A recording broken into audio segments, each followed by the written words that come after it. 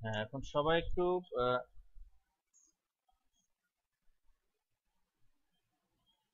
Mute হয়ে যান। হ্যাঁ, ক্লাসটা রেকর্ড হচ্ছে। আচ্ছা, এখন আপনারা একটু খেয়াল করেন যে চিত্রে আমরা যেগুলি দেখতে পাচ্ছি এগুলি কি সব একই রকম না এদের মধ্যে কোনো ভিন্নতা আছে? চিত্রে আমরা কি দেখতে পাচ্ছি? হুম।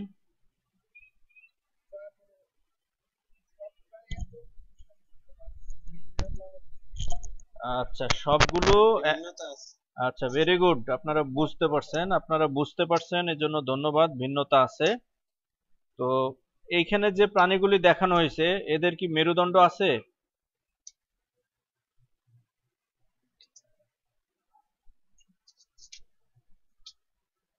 আচ্ছা, দেখি। সবগুলো তো একই শ্রেণীর না, আপনারা বলেছেন আজকে। হ্যাঁ, নটোকর আছে। আজকে আমরা ভার্টিব্রাটা যে উপপর্ব রয়েছে সেই ভার্টিব্রাট। হুম, আছে আছে, সবগুলো মেরুদণ্ড আছে। আচ্ছা আচ্ছা, শোনেন। ভার্টিব্রাটা যে উপপর্ব আছে সেই ভার্টিব্রাটা উপপর্বের যে বিভিন্ন শ্রেণী আছে সেই শ্রেণীগুলির বৈশিষ্ট্য উদাহরণগুলি সম্পর্কে আমরা আজকে জানবো। ঠিক আছে, ভার্টিব্রাটার ডিসকানেক্ট হয়ে গেছে। হেডলাইট অফ করে, হেডলাইট অফ করে।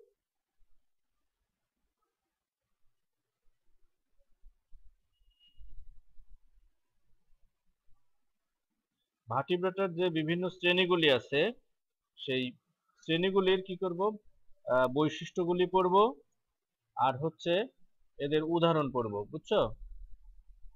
ভার্টিব্রাটার বিভিন্ন শ্রেণীর বৈশিষ্ট্য পড়ব, আর তার পাশাপাশি আমরা উদাহরণগুলি আজকে শিখব।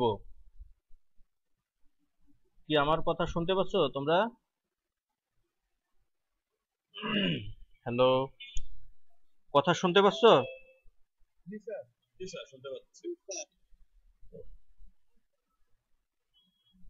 তাহলে কি পড়বো বললাম, যে ভার্টিব্রাটা যে উপপর্ব আছে সেই ভার্টিব্রাটা উপপর্বের বিভিন্ন যে শ্রেণী আছে সেই শ্রেণীগুলির নাম, তাদের যে বৈশিষ্ট্য, সেই বৈশিষ্ট্যগুলি আজকে আমরা শিখব।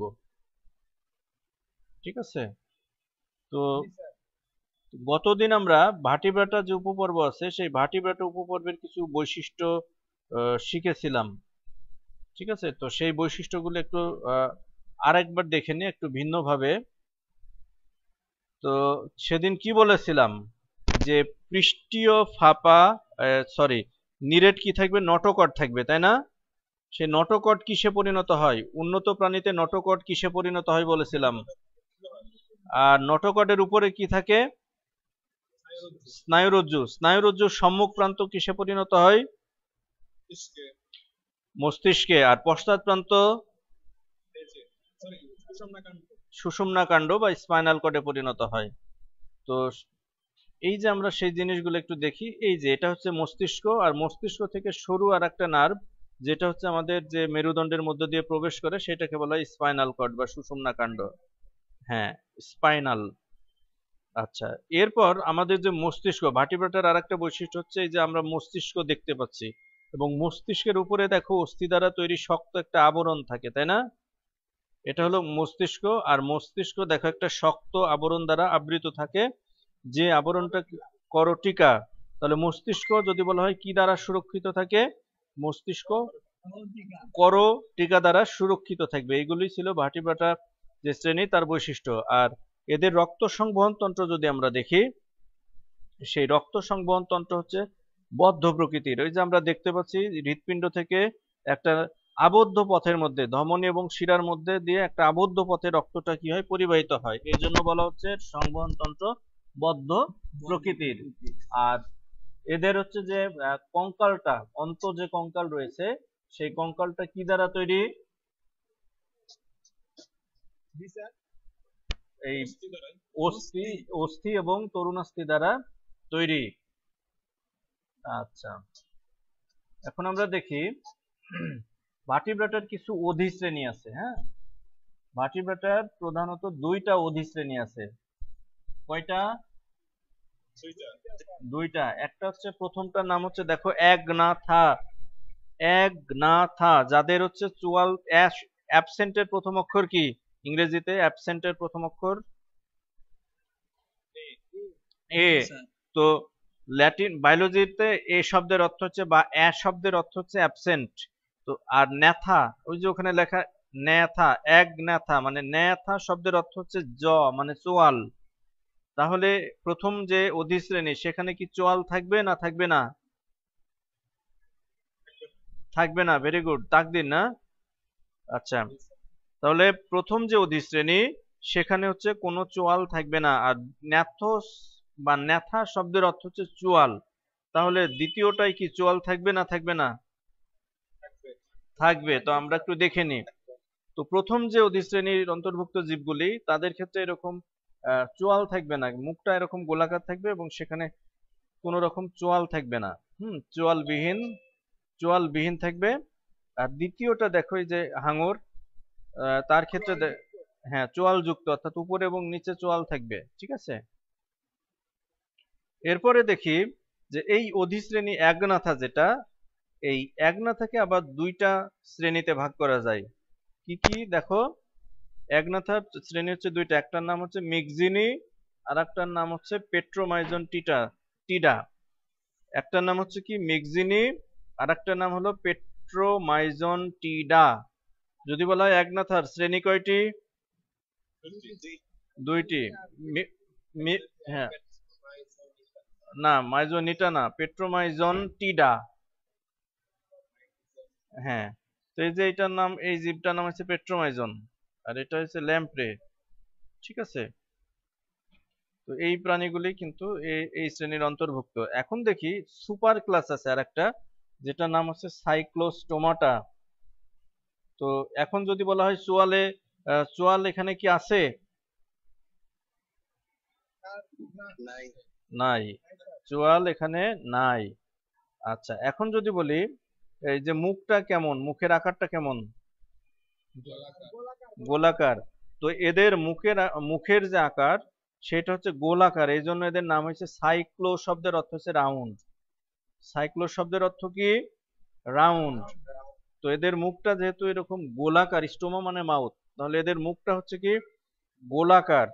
এদের মুখটা হচ্ছে গোলাকার, এই জন্য এদের যে সুপার ক্লাস, সেই সুপার ক্লাসের নাম হচ্ছে সাইক্লোস্টোমাটা। তাহলে যদি একটু পরে কোশ্চেন করা হয় যে সাইক্লোস্টোমাটার মুখটা আকার কেমন? গোলাকার। গোলাকার, বোঝা গেছে? আচ্ছা। আচ্ছা, এখন দেখি যে এই যে মুখের ভিতরে কি আছে।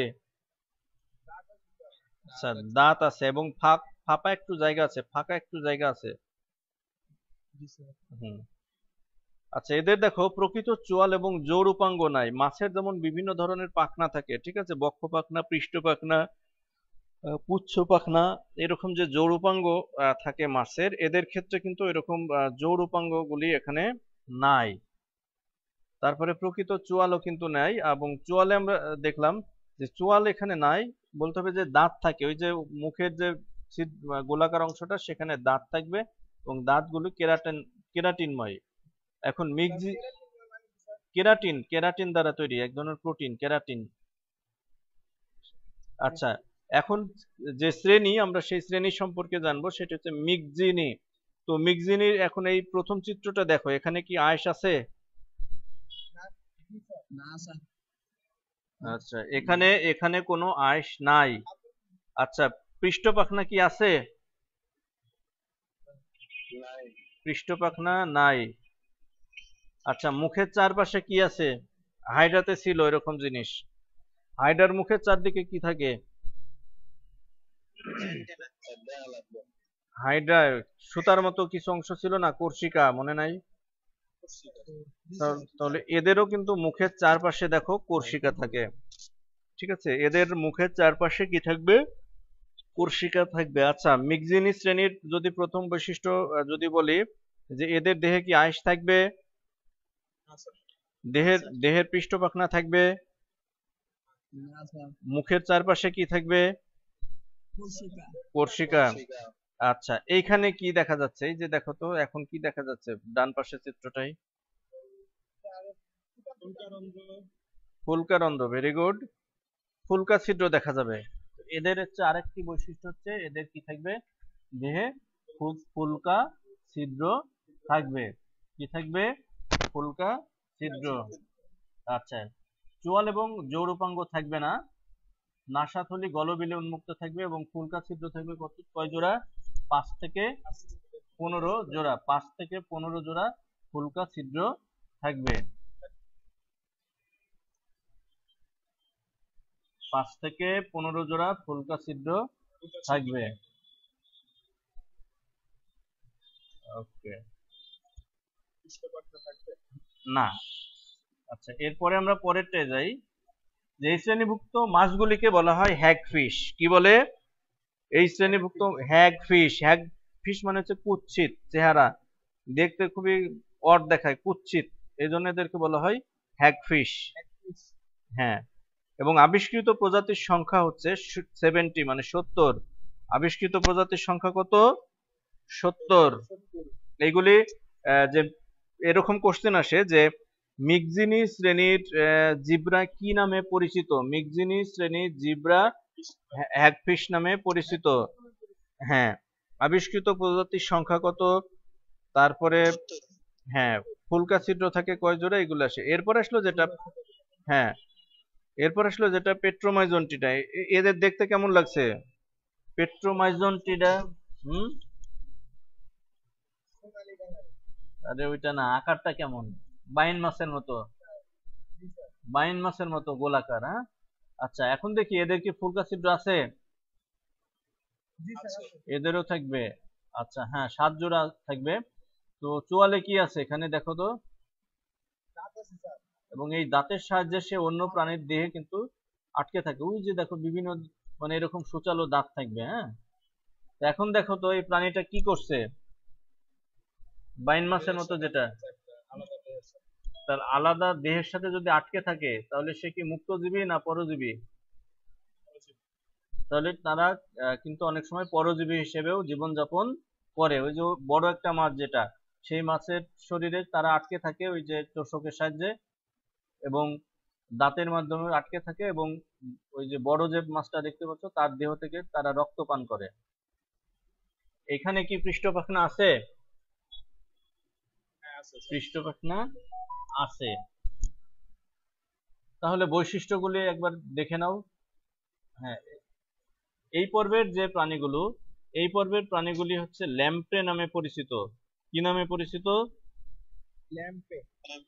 ল্যাম্প্রে।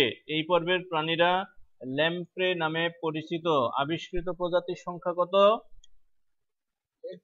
41। আগেরটা কত ছিল?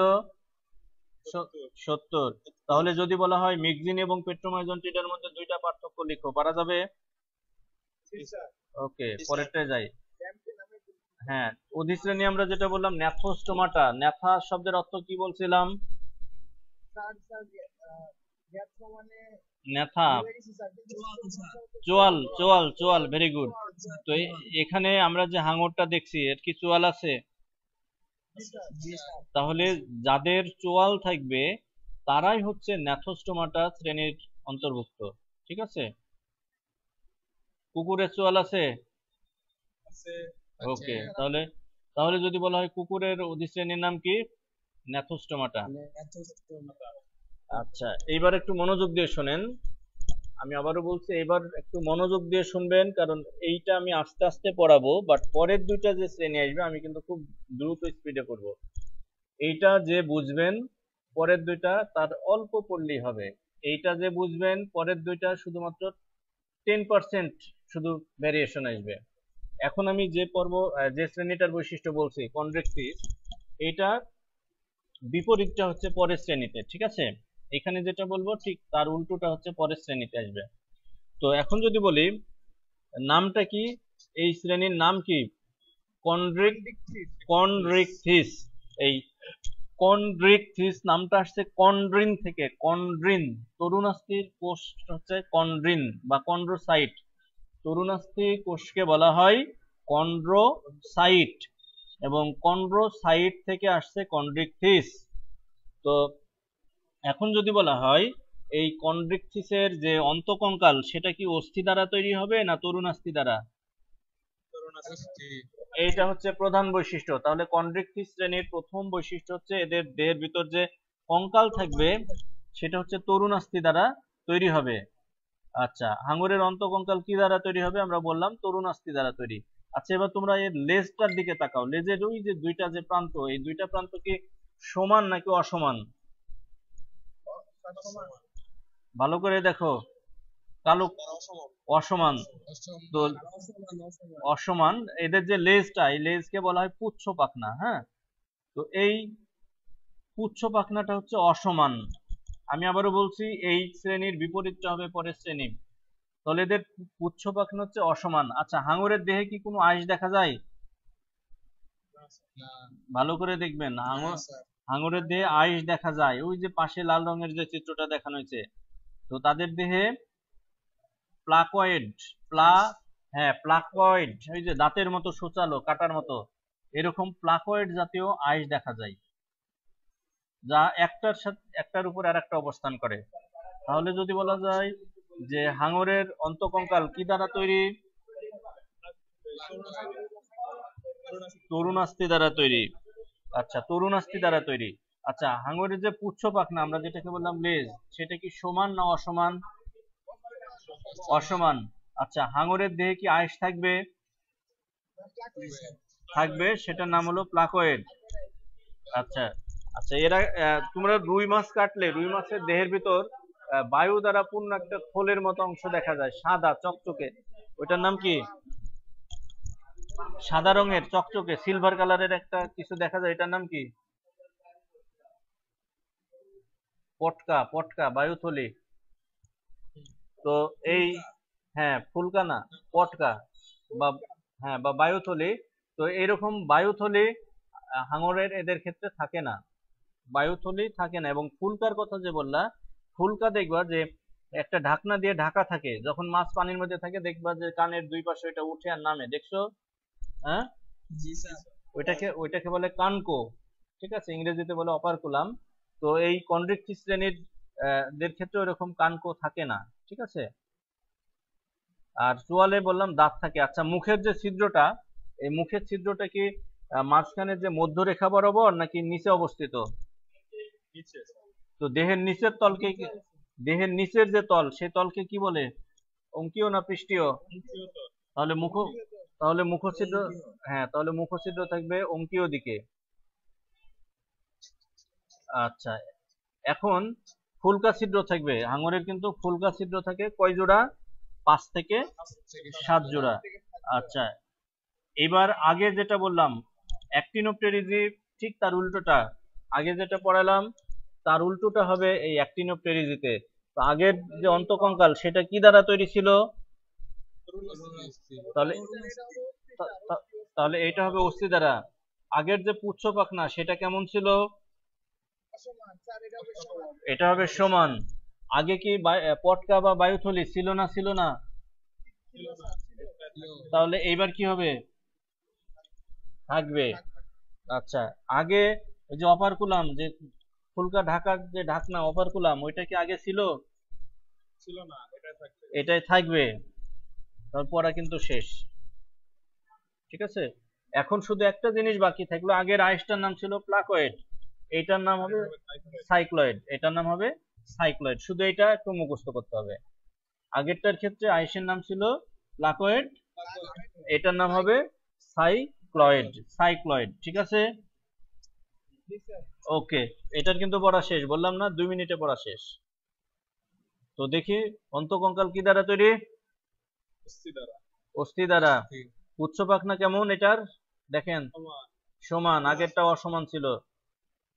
আচ্ছা, তারপরে কি বললাম যে দেহ কি দ্বারা কোন ধরনের আইস থাকবে? Cycloid, cycloid. আর এই যে এখানে দেখেন, এখানে কি এই যে ঢাকনাটা আগে ছিল? এটা থাকবে। আর আগের যে মুখছিদ্র কোন দিকে ছিল? অঙ্কীয় দিকে, আর এটা হচ্ছে মধ্যরেখা বরাবর থাকবে। ঠিক আছে, ওই যে বায়ুথলি সাদা রঙের, এখন দেখো বাম পাশে নিচে যে চিত্রটা, সাদা রঙের কি সুইম ব্লাডার বা এয়ার ব্লাডার থাকে, বায়ুথলি বা পটকা যা বলা হয়। এটা মাছকে পানির বিভিন্ন গভীরতায় ভেসে থাকতে, তারপরে পানিতে যদি অক্সিজেনের পরিমাণ কমে যায়, তাহলে এই বায়ুথলির মধ্যে অক্সিজেনও জমা থাকে, সেটা তাকে শ্বসনের কাজে সাহায্য করে। আমরা ডিটেল জানবো। আচ্ছা, এইবার আগেরটার সাথে, এটার আগে যেটা বললাম সেটার সাথে আবার এটার অনেকগুলি মিল আছে। ঠিক আছে, তো আগেরটার অন্তঃকঙ্কাল কি দ্বারা তৈরি ছিল? এটারও অস্থি। আগেরটার কি অপারকুলাম ছিল, মানে যে ঢাকনা, ফুলকা যে ঢেকে রাখে ঢাকনা, এটারও থাকবে। আগেরটার কি বায়ুথলি ছিল? জি স্যার ছিল। এটারও থাকবে। এখন আপনাদের কোশ্চেন আসতে পারে এরকম, যে আগেরটাও যা এটাও তাই, তাহলে এইটাকে আলাদা শ্রেণীর মধ্যে আবার রাখার কারণ কি? ওইটার মধ্যেই তো দেওয়া যেত। হ্যাঁ, আরো কিছু বিশেষ বৈশিষ্ট্য আছে। তাহলে অন্তঃকঙ্কাল অস্থি দ্বারা তৈরি। তাহলে আঁশ যেটা, সেই আঁশ হচ্ছে গ্যানয়েড। আঁশটা কোন ধরনের? গ্যানয়েড। হ্যাঁ, এখন লেজটা দেখেন, ওই যে পুচ্ছ পাখনা দেখেন পিঠের দিকে, পৃষ্ঠ দিকে আর অঙ্কীয় দিকে যে পাখনা, দুই পাখনা একসাথে যুক্ত হয়ে গেছে, খেয়াল করছেন? পৃষ্ঠ পাখনা আর অঙ্কীয় পাখনা, যেটা অঙ্কীয় দিকের যে পুচ্ছ পাখনা যে অংশ আর পৃষ্ঠ দিকে যে অংশটা, দুইটা একসাথে মানে মিলিত হয়ে গেছে। মিলিত হয়ে যাওয়ার কারণে এই ধরনের পুচ্ছ পাখনাকে বলা হয় ডাইফাই সার্কাল, ডাইফি সার্কাল। কোন ধরনের? ডাইফি সার্কাল, এই টার্মটা মনে রাখতে হবে। এবং এই মাছের আরেকটা বিশেষ বৈশিষ্ট্য হচ্ছে যে এরা বাতাস থেকে সরাসরি অক্সিজেন নিতে পারে। মাছ সাধারণত পানি থেকে অক্সিজেন নেয়, এরা পানি থেকেও তো অক্সিজেন অবশ্যই নেয়, তাছাড়া তাদের দেহের ভিতর বিশেষ কিছু অর্গান থাকে, যে অর্গানের সাহায্যে তারা বাতাস থেকে সরাসরি অক্সিজেন নিয়ে দীর্ঘ সময় কিন্তু ডাঙাতেও বেঁচে থাকতে পারে। অর্থাৎ ফুসফুসের মতো, ফুসফুস যে আছে আমাদের লাং, সে লাংয়ের মতো এরা কাজ করতে পারে। এই জন্য এদেরকে বলা হয় লাং ফিশ। কি বলা হয়? Lung fish. উদাহরণ নিওসেরাটোডাস। আচ্ছা, এটা কি? ব্যাং, তাই না? তো ব্যাঙ্গাসি কোথায় বাস করে? পানিতে বাস করে। আর পূর্ণাঙ্গ ব্যাং? আচ্ছা, জলে এবং স্থলে, পানিতেও বাস করতে পারে আবার ডাঙায়ও বাস করতে পারে। তো এখন যদি বলি এদের যে জীবন চক্র, এই জীবন চক্র সম্পন্ন করার জন্য কি কি লাগে? জীবন চক্র কয় জায়গায় সম্পন্ন হয়?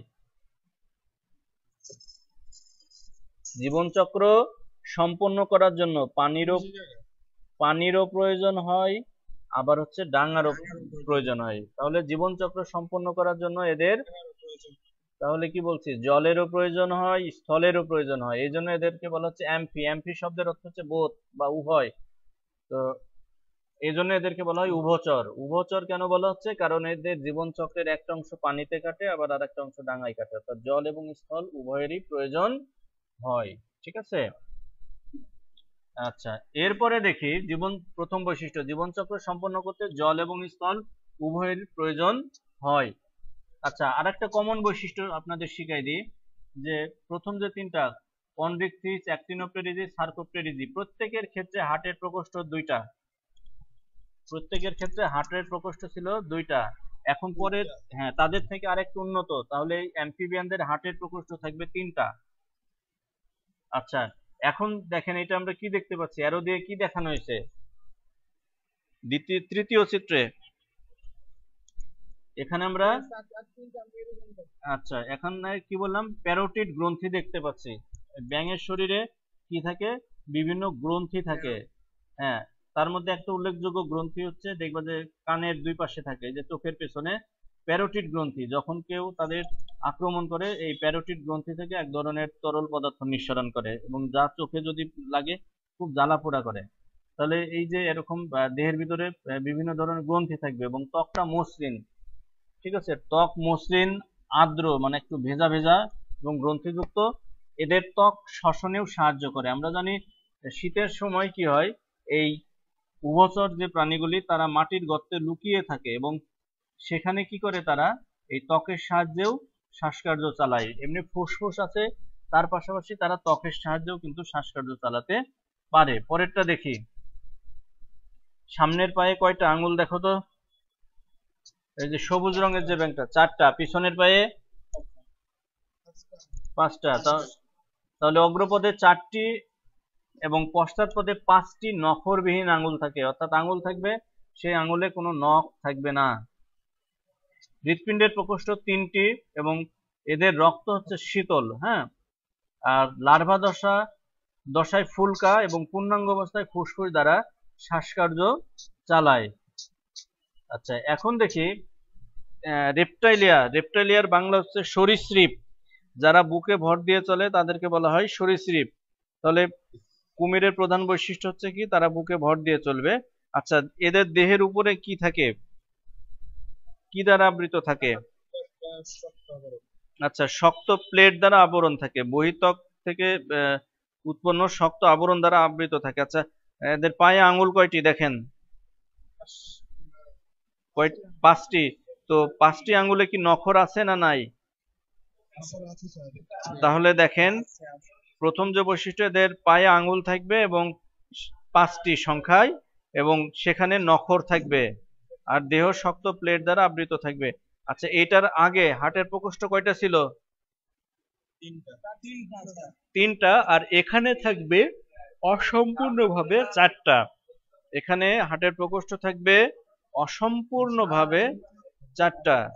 এবং একমাত্র কুমির, আমি এই কারণে কুমিরের ছবিটা দিয়েছি, কুমিরের শুধুমাত্র যত সরীসৃপ আছে তার মধ্যে শুধুমাত্র কুমিরের হার্টের প্রকোষ্ঠ থাকবে 4টি, বাকি সবার অসম্পূর্ণভাবে 4টি। আচ্ছা, এখন কথা হচ্ছে যে কুমিরের রক্ত কেমন, গরম না ঠান্ডা? না, ঠান্ডা। সাপ দেখবেন শীতের সময় গর্তের মধ্যে লুকায়, কারণ কি? তার রক্ত ঠান্ডা এবং অতিরিক্ত ঠান্ডায় সে কিন্তু মারা যাবে। তো কুমির বা ব্যাং অর্থাৎ রেপ্টাইলিয়া, তারপরে ম্যামালিয়া, এদের রক্ত হচ্ছে শীতল এবং পরিবেশের তাপমাত্রার সাথে উঠানামা করে। এবং এদের যে ডিমগুলি দেখেন, এই ডিমের উপরে চুনের আবরণ থাকে। তো সরীসৃপের ডিম চামড়া, চুন, লাইম, ক্যালসিয়াম কার্বনেট। সরীসৃপের ডিমে চামড়া বা চুনের মতো খোলসে কি থাকবে? আবৃত থাকবে। আচ্ছা, এখন এদের এভিস মানে পাখি। হ্যাঁ, তো এভিস মানে হচ্ছে কি পাখি। তো পাখির দেহ কি দ্বারা আবৃত থাকবে বলেন? পাখির দেহ পাখির দেহ পালক দ্বারা আবৃত থাকবে। আচ্ছা, দ্বিতীয় যে চিত্রটা, ওই যে সারসের চিত্রটা দেখেন, এর গলার আকারটা ইংরেজি কোন অক্ষরের মতো? এস। আচ্ছা, আর পাখি উড়ে কিসের সাহায্যে? ডানার সাহায্যে। আপনারা তো সব পারেন দেখি। তাহলে গ্রীবার আকার মানে গলার আকারটা কেমন? ইংরেজি এস এর মতো। আর পাখি কিসের সাহায্যে উঠছে? ডানার সাহায্যে। আপনারা দেখেন। তো দেখি, পাখির যে প্রধান বৈশিষ্ট্য সেটি হচ্ছে পালক দ্বারা আবৃত থাকবে এবং গ্রীবা মানে কাঁধ, গলা, সেটা হচ্ছে ইংরেজি এস অক্ষরের মতো থাকবে। আচ্ছা, অগ্রপদ কিসে রূপান্তরিত হয়েছে? সামনের যে পা, সেই ডানা। Very good. কে বললেন? চিরঞ্জিত। আচ্ছা, তাহলে অগ্রপদ ডানায় রূপান্তরিত হয়েছে। আচ্ছা, কি ব্যাপার, আবার আগেরটায় যাই কেন?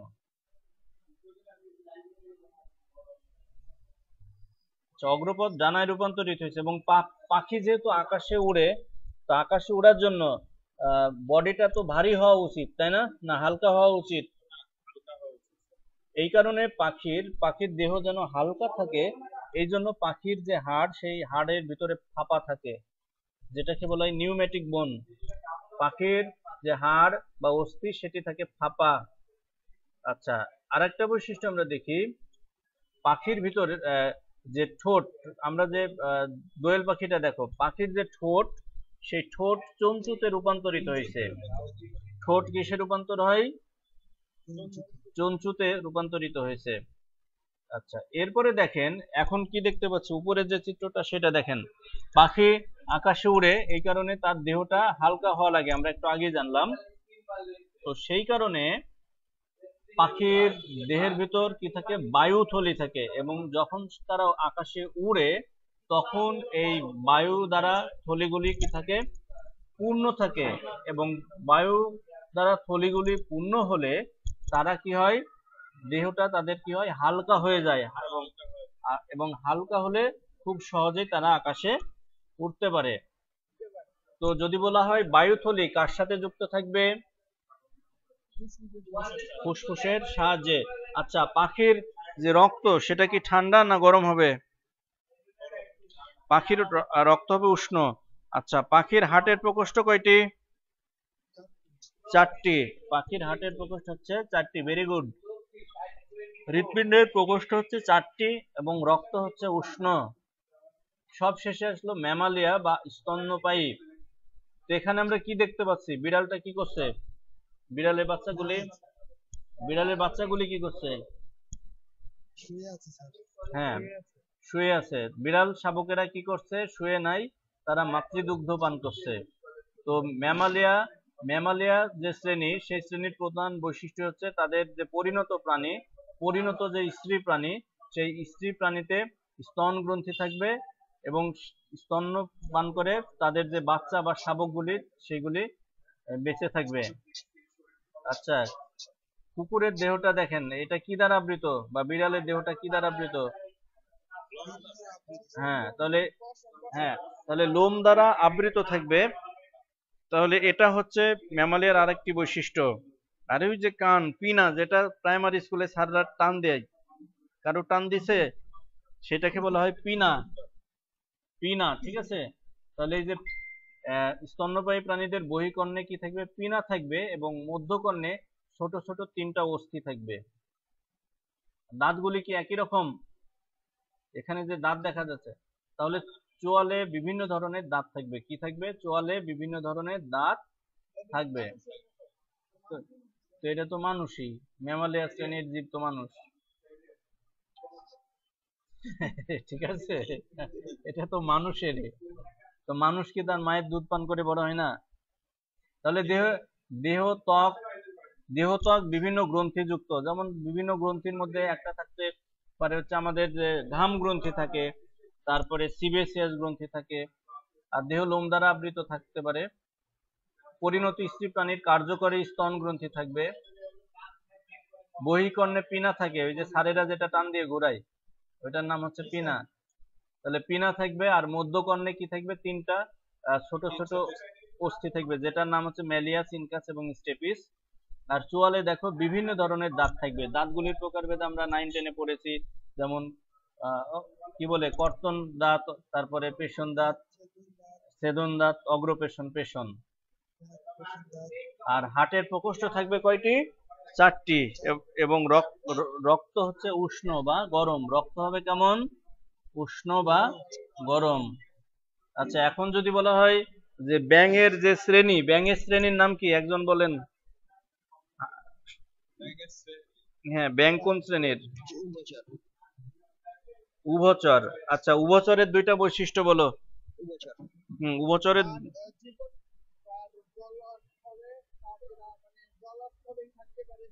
হুম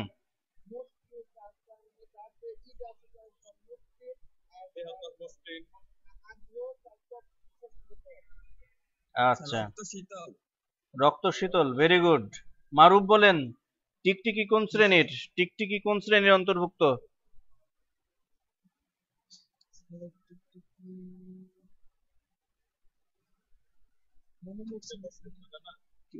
কে বলবেন? আলামিন আসো, আলামিন আসো, আলামিন আসো। আচ্ছা, আলামিন বলো, এই টিকটিকির 2টা বৈশিষ্ট্য বলো, যে শ্রেণী সে শ্রেণীর 2টা বৈশিষ্ট্য বলো।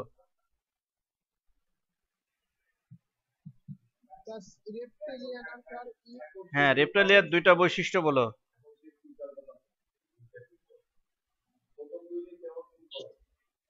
রেপ্টালিয়ার হ্যাঁ বলো, বলো। আচ্ছা, 5টা নখর থাকে, তাই না? আ- আচ্ছা, এবার হচ্ছে তুমি বাসায় যে তুমি ফ্লোরে বুকের উপর ভর দিয়ে দুইবার হচ্ছে এই পাশ থেকে ওই পাশে যাও রুমের, তাহলে এটা আর একটা বৈশিষ্ট্য। ঠিক আছে, ক্যামেরা অন করব, তাহলে কি বুকে ভর দিয়ে চলবে, এটা একটা বৈশিষ্ট্য। হার্টের প্রকোষ্ঠ অসম্পূর্ণভাবে 4টা। আচ্ছা, কোন শ্রেণীর জীবে ডায়াফ্রাম থাকে এটা আমার বলা হয়নি, তো বলে দিই, যারা ম্যামালিয়া বা স্তন্যপায়ী শ্রেণীর যে জীব, তাদের ক্ষেত্রে কি হবে, ডায়াফ্রাম থাকবে। হুম, ডায়াফ্রাম ওই যে আহ, শ্বসনতন্ত্রকে পরিপাকতন্ত্র থেকে পৃথক করে রাখছে যে পেশিবহুল পর্দা, সেটাকে বলা হচ্ছে ডায়াফ্রাম, মধ্যচ্ছদা বাংলায় বাংলায় বলে। ফুসফুস দুইটাকে পরিপাকতন্ত্র থেকে আলাদা করে রাখে যে পর্দাটা, সেই পর্দাকে বলা হচ্ছে ডায়াফ্রাম, পেশিবহুল যে পর্দা, ছাতার মতো, আমব্রেলার মতো। আচ্ছা, রুই মাছের হ্যাঁ, মধ্যচ্ছদা বাংলা, ইংরেজিতে ডায়াফ্রাম। আচ্ছা, রুই মাছের পুচ্ছ পাখনা কেমন? সমান। ডাইফি সার্কাল ধরনের পুচ্ছ পাখনা দেখা যায় কোথায়, কোন শ্রেণীতে? সার্কোপটেরিজি। আচ্ছা, পাখিদের অস্থি ফাঁপা হলে ওদের সুবিধা কি, কারণ কি, ফাঁপা হলে তাদের কি সুবিধা বলো? Very good, very good.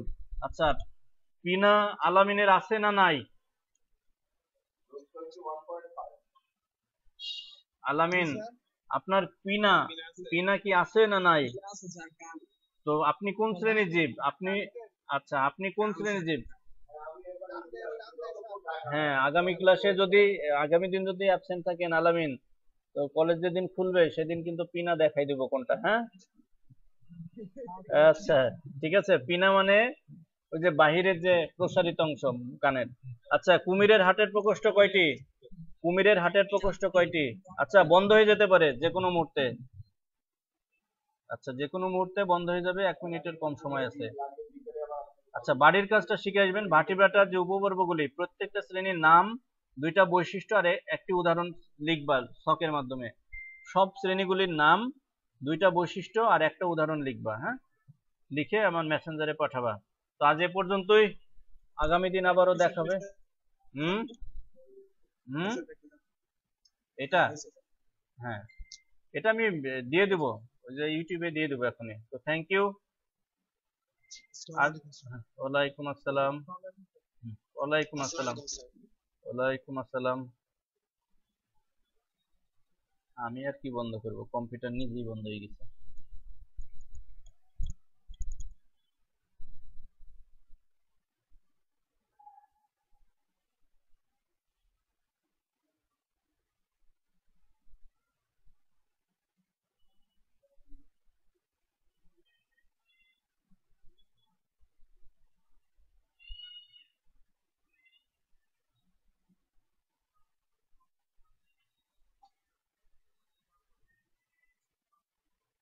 কি শাইন স্যার, ঠিক আছে, জিজ্ঞেস করবো, ওরা উত্তর দেবে।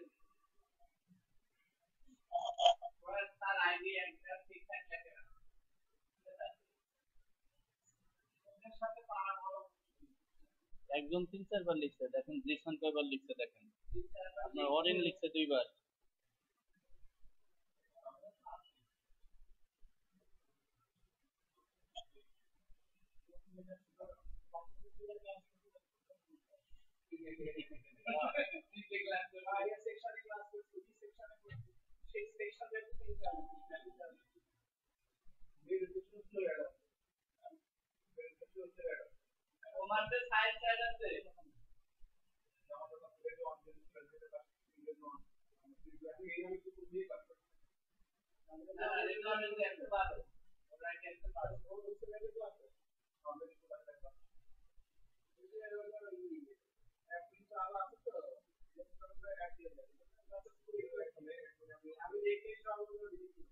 কালকে দেখি সি গ্রুপে,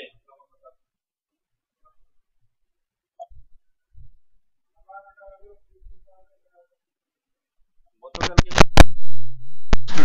সব ডিলিট করে দিছি, সব রিমুভ করে দিছি, যেটা আমার গ্রুপের না।